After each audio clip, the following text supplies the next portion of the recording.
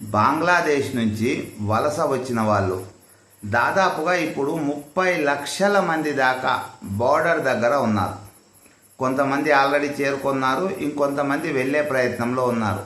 ఓవరాల్గా ఇంకా అక్కడ పశ్చిమ బెంగాల్లో మన బీజేపీ గెలిచి సువేందు అధికారి వచ్చి నెల రోజులు కూడా కాలేదు. ఇప్పటికే 30 లక్షల మంది సిద్ధంగా ఉన్నారు. ఇక్కడ ఒక ఆశ్చర్యం వేస్తోంది.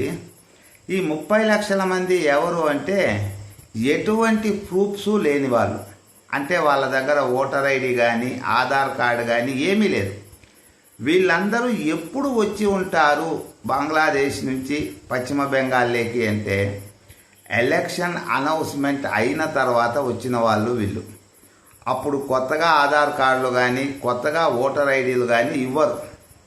ఎలక్షన్ దాదాపు ఒక 4-5 నెలలు ఉంది అనగానే ఆపేస్తారు. కేవలం ఈ 4-5 నెలల్లోనే ఇంతమంది వచ్చేశారు అంటే మన మమతా బెనర్జీ ఎంత దుర్మార్గంగా పరిపాలన చేసిందో మనకు అర్థమవుతోంది. సరే, ఇప్పుడు వాళ్ళందరూ వెనక్కి వెళ్ళిపోతారు. కానీ కొంతమందికి ఆల్రెడీ ఆధార్ కార్డులు వచ్చేసాయి.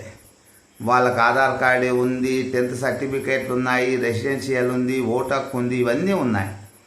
వాళ్ళని పంపించడానికి కొద్దిగా టైం పట్టేలాగా ఉంది. కొద్దిగా అంటే కనీసం ఒక 10 సంవత్సరాలన్న టైం పడుతుంది.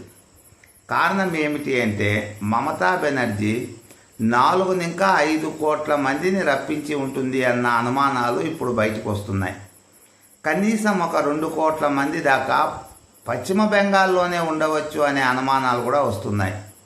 మహాతల్లి దేశాన్ని ఏం చేద్దామనుకుందో తెలియదు. కానీ సువేందు అధికారి గనక రాకపోయి ఉంటే, బీజేపీ గనక గెలవకపోయి ఉంటే బంగ్లాదేశ్లో ఉన్నటువంటి 90% జనాలు మన భారతదేశంలోకి వచ్చేసేవాళ్ళు. మహాతల్లికి నమస్కారం పెట్టాలి.